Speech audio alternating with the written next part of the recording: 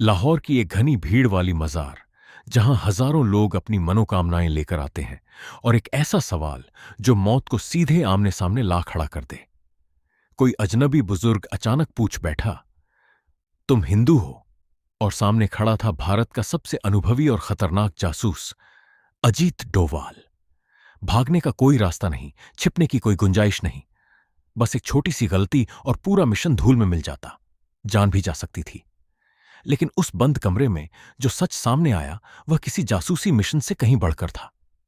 एक ऐसा राज जो सरहदों से भी गहरा था, और शायद इंसानियत की सबसे खामोश, सबसे दर्द भरी कहानी भी। उस समय लाहौर की सर्द शाम गलियों में इत्र की महक तैर रही थी। उन संकरी गलियों में चल रहा था एक साया, जिसे पकड़ने के लिए पाकिस्तान की पूरी खुफिया मशीनरी अपनी आंखें फाड़े बैठी थी। लेकिन उस साए की आंखों में डर नाम की कोई चीज नहीं थी। केवल एक गहरी, अटूट खामोशी थी। वह भारतीय खुफिया एजेंसी का एक जांबाज अधिकारी था, जिसे आज पूरी दुनिया अजीत डोवाल के नाम से जानती है। उस वक्त वह पाकिस्तान की धरती पर पूरी तरह अलग पहचान के साथ जी रहा था। उसकी वेशभूषा, बोलीबानी, चाल ढाल, रहन सहन, सब कुछ एक साधारण पाकिस्तानी नागरिक जैसा था। जासूसी की दुनिया में एक पुरानी कहावत है कि अपनी पहचान तो बदली जा सकती है, लेकिन अपने अतीत के निशानों को पूरी तरह मिटाना उतना आसान नहीं होता। वह दौर भारत और पाकिस्तान के बीच तनाव का चरम काल था। दोनों देशों की खुफिया एजेंसियां एक दूसरे की हर सांस पर नजर रखे हुए थीं। आईएसआई का जाल हर गली, हर चौराहे, हर बाजार में बिछा हुआ था। ऐसे में किसी दुश्मन देश का जासूस वहां रहकर काम करना सिर्फ हिम्मत की बात नहीं, बल्कि एक चमत्कार जैसा था। अजीत डोवाल ने कई महीनों तक लाहौर में एक आम पाकिस्तानी की तरह जीवन बिताया। उन्होंने वहां की स्थानीय भाषा, लहजे, रीति रिवाज और संस्कृति को इतना गहराई से आत्मसात कर लिया था कि कोई भी उन्हें शक की नजर से नहीं देख पाता था। जासूस की सबसे बड़ी ताकत यही होती है, भीड़ में पूरी तरह घुल मिल जाना, बिना किसी के ध्यान में आए। उस दिन डोवाल लाहौर की एक प्रसिद्ध सूफी संत की मजार की ओर बढ़ रहे थे। मजार पर भारी भीड़ जमा थी।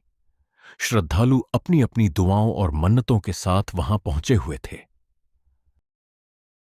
डोवाल भी उसी भीड़ का हिस्सा बनकर आगे बढ़ रहे थे, क्योंकि जासूस के लिए भीड़ सबसे बड़ा सुरक्षा कवच होती है।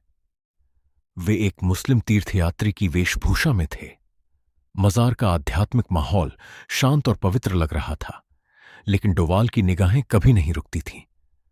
वे हर चेहरे, हर हरकत और हर संदिग्ध गतिविधि को बारीकी से परख रहे थे। तभी मजार के एक कोने में बैठे एक बुजुर्ग की नजर उन पर पड़ी। लंबी सफेद दाढ़ी, चेहरे पर उम्र और अनुभव की गहरी झुर्रियां, और आंखों में ऐसी चमक जो सीधे रूह तक उतर जाती थी। उस बुजुर्ग ने डोवाल को इशारे से पास बुलाया। उस पल डोवाल को अंदाजा भी नहीं था कि अगले कुछ मिनट उनके जीवन के सबसे खतरनाक और यादगार पलों में से एक होने वाले हैं। बुजुर्ग ने बिना किसी भूमिका के सीधा सवाल कर दिया, तुम हिंदू हो? यह सवाल किसी बम विस्फोट से कम नहीं था। पाकिस्तान की सरजमीन पर एक खुफिया मिशन के दौरान किसी अजनबी का अचानक आपकी असली पहचान पूछ लेना, यह मौत को आमंत्रण देने जैसा था। डोवाल ने तुरंत अपने चेहरे के भावों को काबू में किया। एक पल की झिझक भी उनकी जान ले सकती थी। उन्होंने दृढ़ता और आत्मविश्वास के साथ जवाब दिया, नहीं, मैं हिंदू नहीं हूं। लेकिन वह बुजुर्ग हार मानने वाले नहीं थे। उन्होंने डोवाल को अपने साथ चलने का इशारा किया। संदेह और अनिश्चितता के उस घने माहौल में डोवाल उनके पीछे पीछे चल पड़े। बुजुर्ग उन्हें लाहौर की उन तंग, भूल भुलैया जैसी गलियों से गुजारते हुए एक छोटे से पुराने कमरे तक ले गए। जैसे ही दोनों अंदर दाखिल हुए, बुजुर्ग ने झटके से दरवाजा बंद कर दिया और कुंडी चढ़ा दी। कमरे में सन्नाटा छा गया। केवल डोवाल के दिल की तेज धड़कनें ही उस खामोशी को तोड़ रही थीं। बुजुर्ग ने डोवाल की आंखों में सीधे आंखें डालकर फिर वही बात दोहराई, देखो, तुम हिंदू हो। डोवाल ने शांत स्वर में पूछा, आप ऐसा क्यों कह रहे हैं? बुजुर्ग ने डोवाल के कानों की ओर इशारा किया और कहा, तुम्हारे कान छिदे हुए हैं। डोवाल के दिमाग में बिजली की तरह एक पुरानी याद कौंध गई। उनके पैतृक गांव में बचपन में लड़कों के कान छेदने की एक पुरानी हिंदू परंपरा थी, जिसे कर्णवेधन कहा जाता है। बचपन की वह छोटी सी धार्मिक रस्म आज उनके लिए काल बन सकती थी। डोवाल ने स्थिति संभालने की कोशिश की। उन्होंने एक कहानी घड़ी और कहा कि उन्होंने बाद में धर्म परिवर्तन कर लिया है। लेकिन बुजुर्ग बहुत अनुभवी थे। उन्होंने साफ शब्दों में कहा, तुम बाद में कन्वर्ट नहीं हुए हो। उस पल डोवाल को लगा कि खेल खत्म हो गया। पाकिस्तान के दिल में, एक बंद कमरे में, उनकी असली पहचान एक अजनबी के सामने उजागर हो चुकी थी। बाहर आईएसआई के जासूस और पाकिस्तानी सुरक्षा बल तैनात थे, और इस कमरे में बस एक बुजुर्ग और एक खुला राज था। डोवाल ने अपनी पूरी जिंदगी उस एक पल में जैसे समेट ली।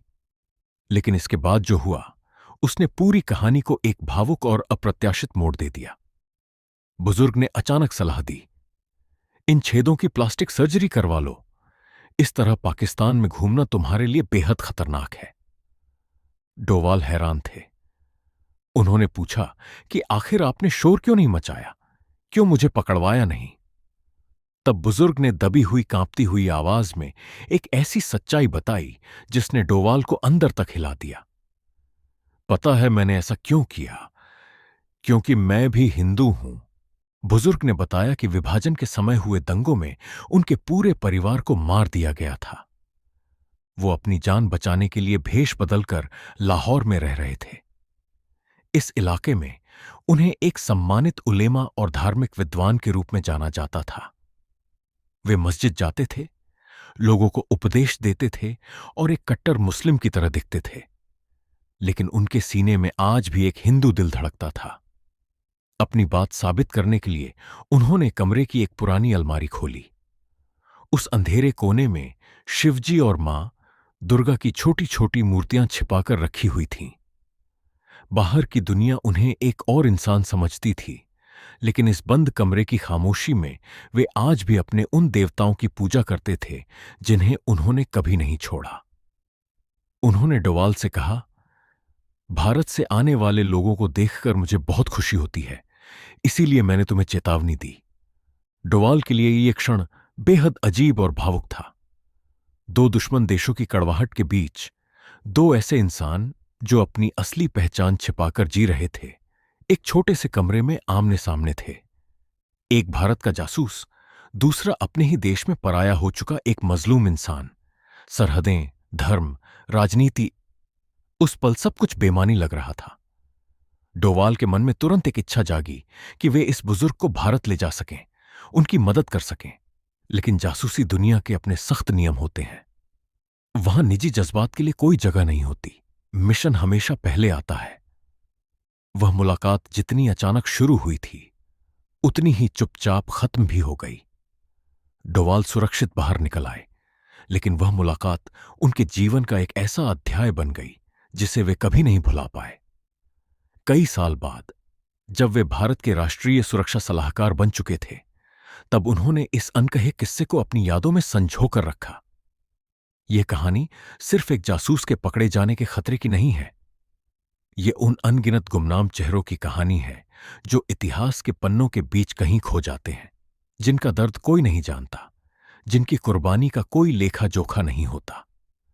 लाहौर की उन गलियों में आज भी वह मजार मौजूद है, जहां हजारों लोग अपनी मुरादें लेकर आते हैं। शायद आज भी कोई वहां अपनी असली पहचान छिपाकर जीने की कोशिश कर रहा होगा। अजीत डोवाल की वह चुपचाप बहादुरी और उस गुमनाम बुजुर्ग का छोटा सा इशारा हमें याद दिलाता है कि कभी कभी जान बचाने के लिए हथियारों की नहीं, बल्कि अपनों को पहचानने वाली एक संवेदनशील नजर की जरूरत होती है। जासूस की जिंदगी में हर कदम पर मौत साथ चलती है, लेकिन कभी कभी वही मौत इंसान को जिंदगी का सबसे बड़ा और सबसे कड़वा सबक देकर चली जाती है। अजीत डोवाल पाकिस्तान की उन गलियों से बाहर निकल तो आए, लेकिन उस बुजुर्ग के लिए कुछ न कर पाने की टीस आज भी शायद कहीं उनके दिल में बाकी है। जासूसी मिशनों और देश की सेवा में दी गई कुर्बानियों के बीच कुछ कहानियां ऐसी भी होती हैं जो कभी पूरी नहीं होती। वे सिर्फ यादों के झरोकों में एक अधूरी सच्चाई की तरह जिंदा रहती हैं। और यही वो कड़वा सच है जो एक जासूस को भीड़ में रहते हुए भी सबसे अलग और सबसे अकेला बना देता है।